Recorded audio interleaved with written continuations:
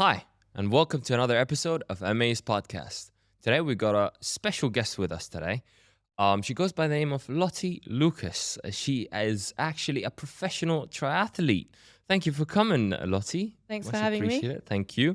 Do you want to tell the listeners or the viewers a little bit more about who Lottie is? Yeah, sure. So I'm a professional triathlete, just going into my third year racing pro this season, and also a triathlon coach. But previously was a teacher and just an amateur as well. So 3 years now going into professional level. Okay, and what got you to? You said you started with swimming, right? Yeah. And then switched to triathlon. What happened over there to Yeah, not get even you a into it? direct switch, Yeah. to be honest. I grew up as a child swimming through my teens. I did stop for about 5-6 years completely, refused to get in the pool, Okay. and kind of refound my love and energy and drive for endurance sport again. Nice. And that translated to triathlon. Yeah. Yeah. So what gave you the idea of turning into a professional? It wasn't such an idea. It was I would say, natural progression Okay. over the years, because even if you look at the finisher time, each year was a little bit faster, a little bit more competitive. And then you get to a point where, yeah, you need that next push. You need that next dynamic competition and level of challenge to be able to keep pushing yourself as well. Okay. Okay. That's really interesting you say that, actually. Because you said you started as well with swimming first, right? Yeah. And that's the thing. What I think I know about triathlon is if you are a good swimmer, you already got you already got that 1% advantage over everybody else. So what splits per 100 meters do you reckon you have to do so you can stay in that top level? So it depends what you mean by top level. So do you mean how fast you need to swim to be in the pro field? Yep. You probably want to be looking for 1.9K in between 120, 125 pace per 100 120, for the 125. females. Probably for Okay. the men, 110 to 115 pace per They're 100. still so fast. All of that is still so fast. And that's not to say that you can't still race professional. It just means that potentially you're going to be a little bit behind after the swim. So you're probably going to be chasing a bit. I'm just throwing out some numbers there. Yeah. Typically, if you want to be close to the front coming out of the water, that's the kind of pace you need to swim. Okay. And did you start with the middle distance or did you grow into that? Actually, I did a relay. That was my first Okay. ever triathlon, Okay. swim section, of course. And that's middle distance, is it? Yeah, that was middle Okay. distance. And Nice. then I tried out a little sprint for myself and just progressed the distance from there. Oh, Yeah. nice. And your ranking right now in the pro field is 69, correct me if I'm Yes, wrong? correct. Right, and that's number one ranked nationals in UAE nationals Yes. within the females as well. Yeah. Right, so what are your biggest accomplishments in, what was it, only Ironman races that have you done or other middle distances that you'd call? So you can do, in terms of middle distance, you Yeah. can do Ironman and challenge races, Okay, which yeah. I've done a couple of. Nice. I've also done a full Ironman before, but I much prefer, and at the moment I'm sticking with the 70.3 distance. Yeah, it's a bit Yeah. tough in it, the full distance. I've only done one and I'm like, I don't know if it's me. Mentally and physically, it takes a big toll. It I really mean, does, even for doesn't it? professionals, Okay. and for amateurs, I sometimes can't comprehend how they do it on top of full-time jobs and also family and other commitments. It's I don't know. insane. I don't know But myself. then they will probably also tell you they needed a good 4 to 6 months afterwards, mentally and Probably. physically, to recover from Yeah. such a big endurance challenge like that, which is only Absolutely. natural. That's right. So what's your biggest accomplishments and what races did you go? Biggest accomplishment, I guess, was probably my pro debut, which sounds a bit strange because I guess not many people have such a great time on the pro debut. Normally it's a lot of learnings. But my pro debut was actually here on the last 70.3 Ironman Dubai in Oh, was it? 2022, 22. which was the last time it took place here. Yeah. And I just found myself coming out of the water first, which I ran up the sand, and I turned to my friends and I just said, "What's going on?" They were the words. And then I just I was almost kept looking behind me on the bike to see where is everyone. There were two girls that went past me, Daniela Reef and Laura Phillip. Big But names. yeah, That's pro debut as yeah. well. Wow.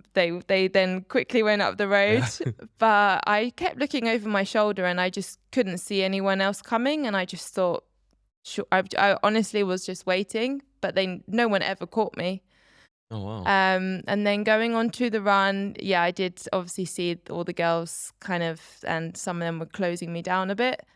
But I managed to just hold on to third place, which was phenomenal, Amazing. really. And again, I just turned to my friends spectating and I said, is this actually happening right now? Wow. Because this is just a day where everything comes together. Yeah. And I honestly would probably say maybe that will only happen in your career less than 5 times, where you just have a day that goes so smoothly. Oh, okay.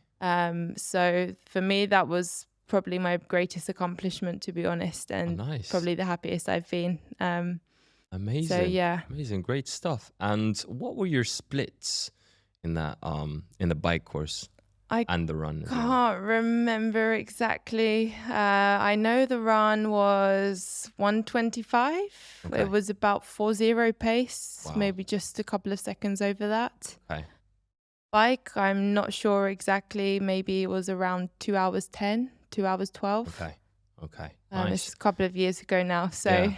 Yeah. For those of you who yeah. don't know, a middle distance, also known as a half Ironman, is 1.9 kilometer swim, 90 kilometer bike, and 21.1 kilometer run. So Yeah. yeah, how do you approach train, like how do you train so you can get to that Yeah. level? Do you know what I'm trying to say? So I'm guessing obviously off season or when you're not racing is something completely different to when you're actually setting a target or setting a Yeah. goal. Did you have a number in mind coming into the race that you worked on months prior to it? The overall time. Yeah. To be honest, I think for professional racing, the time doesn't matter as much anymore. Okay. So I don't focus too much on PB, personal best, because the conditions can vary on the day. So you can have extremely windy days. You can also go to races where it's very hilly.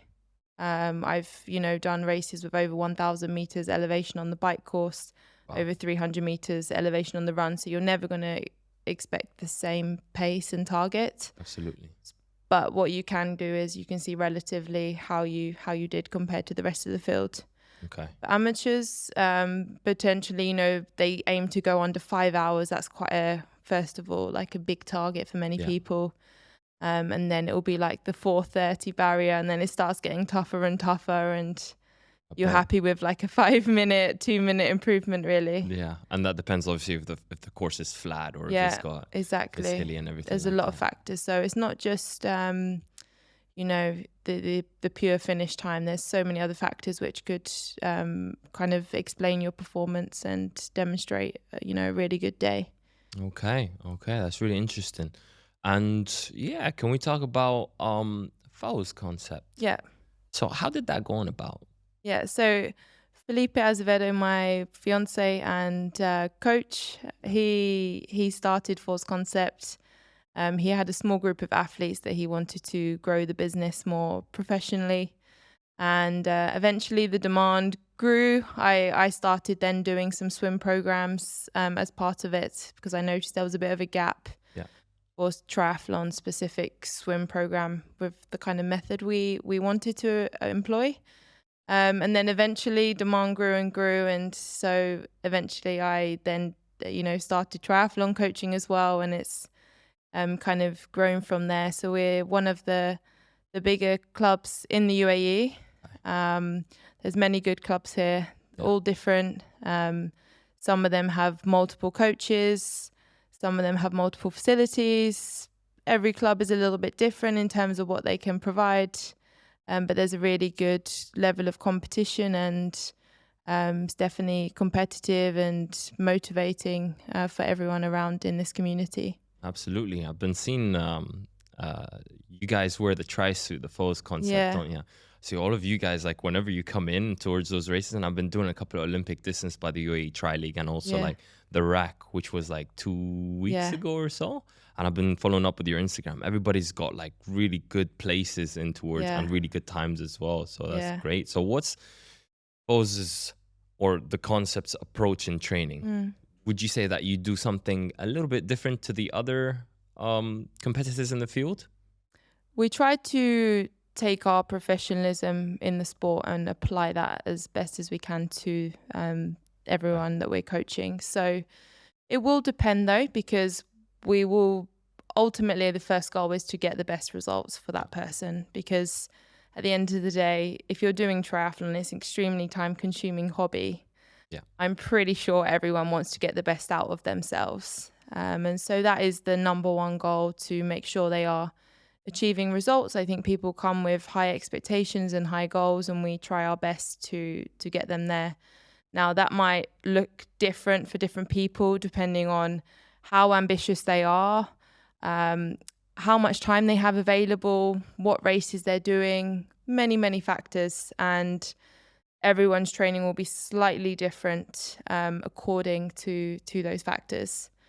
Okay. But we also try to obviously learn everything we see and speak about in our professional triathlon arena, from training camps with other professionals, knowing some of the top people in the game, and really bringing some of the concepts to our athletes as well. Nice, nice. And I'm guessing based on them improving, say, for example, if they wanted to improve in swim, which is, I'm guessing, your strongest discipline as well, would you In say? terms of coaching, yeah, Yeah. probably, yeah, So how do you get stronger in that discipline? yeah. There's obviously technique is very important for swim. Yeah. Um, and I think, yeah, it's definitely the most technical sport out of the three. I've kind of taken, my coaching in school to coaching adults, and it's important not to overcomplicate things. Yeah. I think it's hard to implement if you overcomplicate. So Yeah. it's keeping it basic, not getting too fussed about minor details, Mhm. because ultimately when you go out into the open water, it can be quite rough, Yeah. choppy. You can't swim that perfect pool technique that you might have learned. So it's knowing how technical and applying that, and then making sure that they're working at the right intensities. They're working with the right rest turnarounds. They're getting the correct distance in every week, really. And how do you guys measure that? Do you use metrics like heart rate, or do you do based on time splits? Yeah, we do mainly time splits for swimming. It'll be Okay. different for the different disciplines. Time splits probably is the most, but I'll have a small range of timing for working in that zone and working in this zone. Okay. Okay. And Because depending on the day, they might be a little bit more tired from work yeah. or, family or whatever factor. So maybe on that day, they want to sit slightly at the slower end, or some days they're feeling great. They might want to sit slightly on the higher end. Okay. Okay. And I'm guessing I've actually got a question for you. Yes, go for it. Say, for example, if you only got the time to do 2 swimming sessions throughout the Yeah. week, how should that look like? Should it be a high volume of swim training, for example? Or should you basically find at least maybe 30 minutes throughout your day so you can spend in the water on different days? So I would say, first of all, I would focus a few sessions on just technique and Okay. making sure everything is solid, because I don't want to just give you loads of volume if you're doing the wrong technique, because the more and more you do that, Yeah. it's going to be harder to reverse it. Yeah, So absolutely.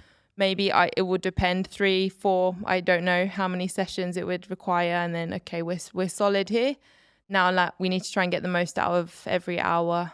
And trying not to spend more than 3 or 4 days out the water, because you can lose that feeling for the water. Oh, okay.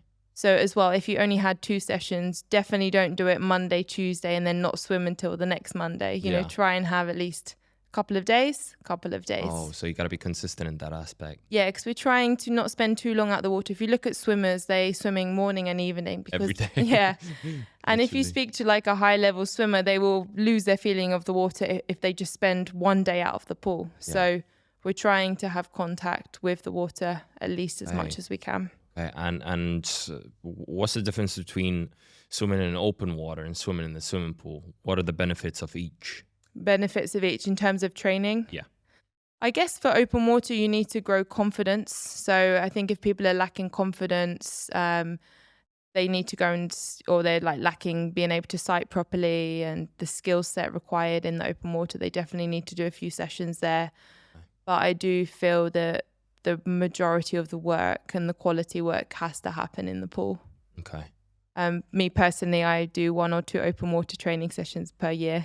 Per year? So Okay. yeah, it's mainly in the races. But that is, I would say that is not applicable to someone who maybe is nervous, not able to sight properly, and maybe needs to build their confidence in the open water. So you've got to find the balance. Yeah. And do you reckon sighting, like obviously it's within every stroke, or every couple of strokes, you gotta sight to know where you're going in open water. You train for that when you're in the swimming pool? Because like you got a line, you follow the line. Should you implement vision or sighting? I'll do it as a drill at the end. Like some sessions, I will do some drills like sighting and drafting and making sure that they're very confident and comfortable and they're not losing too much energy when they're sighting. I see. That's the key thing. I see. Do you have a personal preference on how many strokes you have to do before sighting? Because every athlete I know that got their little thing going on. I would normally say try not to have your head down for more than 6 to 8 strokes. 6 to 8 strokes. Because by that point you could be 5 meters to the wrong happens side. To me every time. There you go. It's supposed to be so remember Olympic distance. I always end up covering 2,000 meters every single time. But we get in there, we try. So how many strokes are you keeping your head down for, would you say? You know what? It depends if the water's choppy or it's not. Because if the water's still, or if I'm swimming in the lake, then obviously maybe 8. And then I sight, which I think is still on the high side a little bit. Yeah. But even then, I think, like you said, it's just about technique, you know? It's like when you get gassed out, maybe, all right, your first 500 or 1,000 meters is great, but then that's where it matters. That's where the technique matters. But yeah, for me, I mean, swimming is probably my weakest discipline. So that's why I'm asking all these questions as well. So we had a conversation based on your races on Malaysia and Philippines. Yes. Right? And what I do know is they're hot races and they're a bit humid as well, especially in Malaysia. How do you prep for races like that are hot and humid? What do you do? Yeah, so we're talking 35 to 38 degrees temperature during the bike and run. Okay. In Malaysia in particular was 80-90% humidity. Wow. So that's almost like here on a normal day, isn't it? So, yeah, in terms of preparation, we are in a good place, Dubai, because we can use the heat to our advantage. I've spoken to other pros coming from different countries, and many of them are having to do different techniques, you know, indoor training with no fan, sauna, to replicate. But we do have that advantage here most of the time. Yeah. I think the dangerous thing is, which can happen, is overtraining in the heat. So I have seen it, people completely overtraining, completely depleting themselves, that by the time the race comes, they're already emptied. You know, they've got nothing more to give. So you really have to be careful in terms of finding the perfect balance of outdoors and how much you are pushing it in the heat. Okay. And it's like during, for example, maybe summer season, it's obviously not advised to go out there in the middle of the day. Yeah. So what is it got to be, maybe early in the morning? Better than late at night because you don't want to get the cortisol levels? What do you think about that? Yeah, I would say it varied depending on the race and the time of the year. If I was going outside, it was mainly easy sessions. Okay. And mainly working from heart rate. So not worried about my pace on the run or my power on the bike. But using my heart rate as a more accurate indicator of what level of intensity I'm working at. Because you might notice your heart rate could be like 10 to 20 beats higher. Yeah.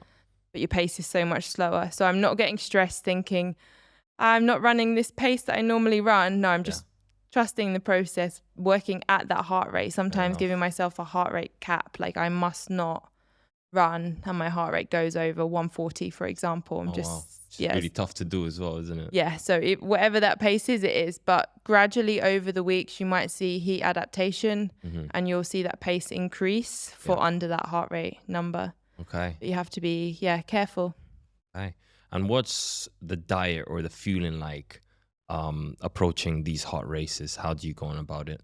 Yeah, for the hot races, it's you have to really think about it because your bottles are going to get very hot very quickly. Yeah. So I don't know what you take in your races, but you probably don't want to be drinking like a hot carb drink. Like Absolutely that's not not. going to quench your No. thirst. So you might have alternative ways. I've also frozen bottles and used other techniques before. But I'm also grabbing fresh water at pretty much every aid station I can. Okay. And simply downing the bottle as quickly as I can. Fair enough. Which is not always easy when you're in the middle of a race on the bike, traveling at high speeds, but you have to really make a conservative effort to do that. Okay. And what about fueling, like maybe pre, during, and post race? Yeah.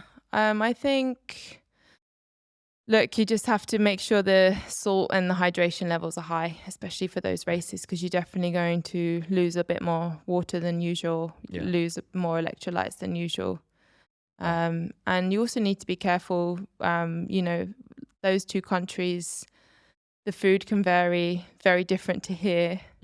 So you don't want to upset your stomach as well. So it can be quite a plain, boring a few days of eating beforehand. Okay.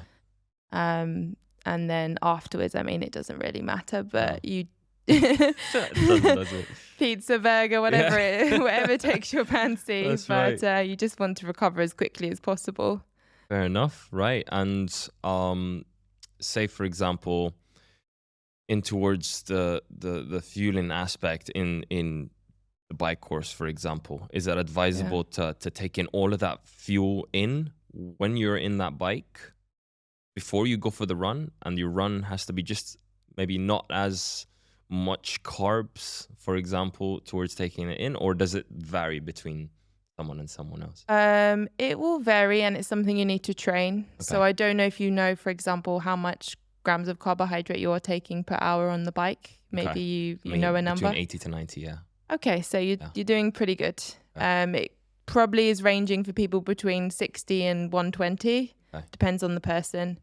Now, it might be harder to hit the higher numbers in hot temperatures like that, as you can probably imagine, like your appetite and everything changes. Get hungrier. And you're thirsty. Yeah, that's the main difference. Absolutely. So like I said, you're probably not going to have carbohydrate mix in your bottles. You might just go for pure water and electrolytes, and you might take in more gels, more chews, or however you do it. Yeah. And do you reckon it's a good idea to have like to find out what your sweat rate is?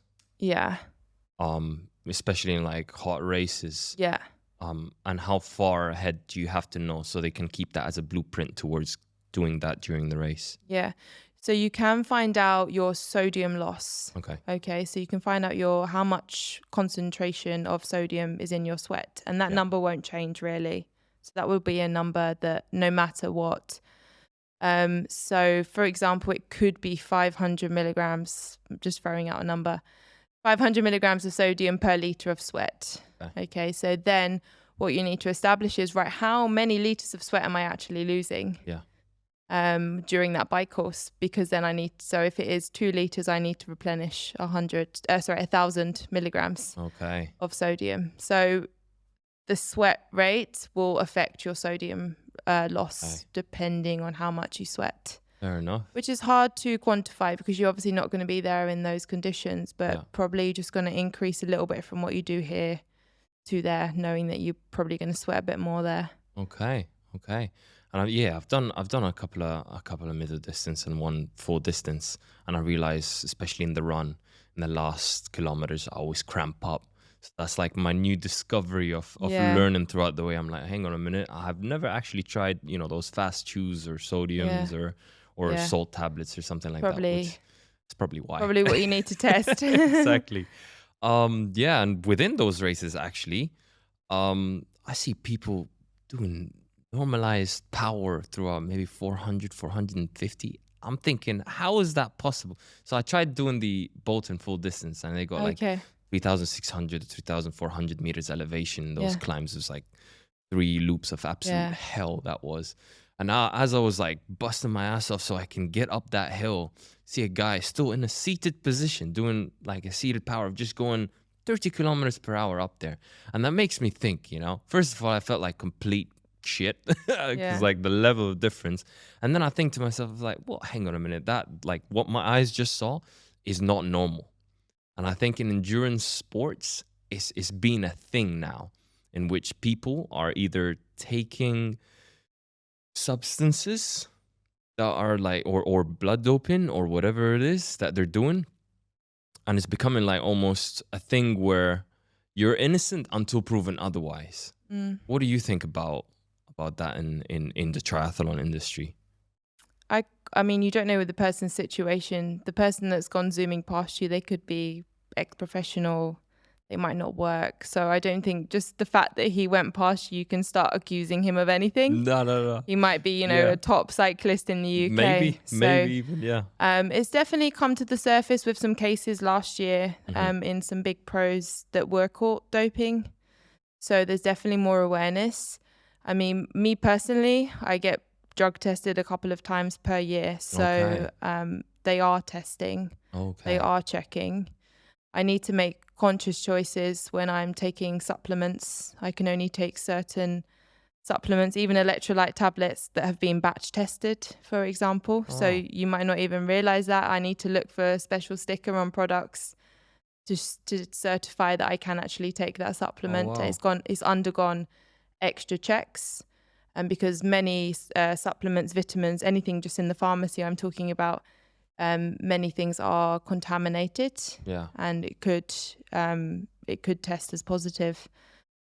So yeah, I mean, in the pro level there is a lot of testing going on, and hopefully they are working towards making a cleaner, fairer sport. Yeah.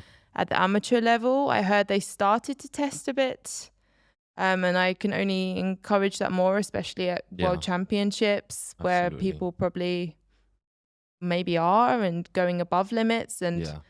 not following guidelines. And I Mhm. can only support that because I Absolutely. think at the end of the day, we all want to have fair competition, That's right. Absolutely. and we need to be in it together to support Yeah. that. Yeah. And there's like a lot of things to it, isn't it? There's a lot of covering agents that you can do that even if you get tested. I mean, I've watched actually a couple of documentaries, and there is one out there on Netflix, which is like a whistleblower named Icarus. Have you Yeah, I've seen heard it? of that. Yeah. That was like, that kind of blew my Yeah. mind in that aspect, and I started doing research. I'm like, oh, actually, I've been asking around as well. There's a lot of covering agents and towards it, but exactly like you said, has to be a fair sports, and we can only encourage more of that happening, Yeah. even at the amateur levels. Yeah. Right. Can we talk about training peaks and periodization? How do you exactly, for example, take an athlete and then give them the program? Do they have to go through fitness tests in the beginning? How do you do their periodization? What training they Yeah. have to have? Can you please explain more about that aspect? Yeah, so I like to have a strong meeting and lots of questions at the start, and we need to establish what first of all, your A race is. What's the main goal, and then you work backwards from there. Then we work out, right, where are we at? We need to get there. Okay. We might set points in the middle. We might set testing points, small races. We'll call them B or C races, depending on what they are. Mm-hmm. And we kind of build a structure from there. Okay. So it will be it's very much needs to work backwards. And yeah, I do like to do testing in the first week of working with someone, because it's really important to make sure that we're working at the right zone. And also, I know they are happy. In a couple of months' time, I'll test them again. And if they are showing improvements, we know things are going the right direction. Yeah. If we never do testing and we're only, aiming for a race, then it's difficult to quantify exactly and check all the numbers are accurate. And we need to constantly be changing and evolving and evaluating and making sure things are working properly. So for someone who's got a full-time job, consider wanting the target to be an elite amateur. how many hours of training per week do you think they should have? It will depend on the level they're coming in on the swim, bike, and run. Okay. But I think you can be elite amateur with 12 to 15 hours Okay. per week Which is of a training. lot. Yeah. Yeah. And But then if you what do you break think? it down, Yeah. that could be almost 4 or 5 hours on the weekend. But True. what it is, I noticed, some people can do that for a few weeks, but it's the consistency all year that really makes a difference at the end. Yeah. And with many of my athletes, I do give them the annual total, and I tell them what the average weekly volume was that they actually did. Okay. Because when you do put that into perspective, you can see, the swim 45 minutes per week, actually, that was not consistent at all. Whereas actually the run, I was doing 2 hours a week consistently. That was, so consistency over time is always my approach. Absolutely. Which then comes back to the training can never be too hard, too intense that it kills you off, but you can't complete the training. Fair enough. Long-term consistency wins over anything, really. Okay. And tests in between, so you make sure they're on the right path, I'm guessing. Tests in between, but when I do a test, I always give them some rest. So it's a nice little checkpoint. It's rest, taper, as you would for a little bit for a race. Let's test. Let's see where we're at. Okay, let's reevaluate and rebuild the process from here. Interesting. And that's for elite amateurs, 12 to 15. What about the professionals? How many hours do you reckon they put in? That will vary, but it will probably From be that side. We're talking 22 to 35 hours per week. 22 to 35 22 hours. to 35. Yeah. Wow. That is a lot of hours. Was that like 4 hours a day? Yeah, so me personally, I'm normally sitting around 25 mark per week. Wow. Hours of training. How do you even find the time to do that? It's consistency and discipline, isn't it? Consistency over time. Right. So just so we can close the show, I like to play a game in the end with my guests. And that game is just to dig into your subconscious a little bit. I would say a word, and you'd have to answer as quick as you can based on that word, and can be the most random thing that you're thinking about. Okay. So I can only say one word. Only one word. Okay. Okay. Are you ready? Yes. That was a quick answer. Well done. Right. Shoes. Feet. Swim. Water. Right. Bike. Ride. Run. Happy. I like that. It's the first answer we got that. Iron. Strong. Professional. Triathlete. Training. Consistency. Podium. Winning. Hustle. Consistency. Foes. Concept. Right. Thank you very much for that. Well done. It's been a pleasure having you. Thank you for sharing your knowledge. I'm sure a lot of listeners and viewers, and even myself, have learned a lot from this as well. Good. Thank you. You can tell my favorite word is consistency, right? Right. Thank you very much for that, Thank you for Lottie. having me. Thank you very much for tuning in to MA's podcast. Please like or subscribe, whether it's on Spotify, Apple Podcasts, or YouTube. Y'all take care. Have a good one. Thanks.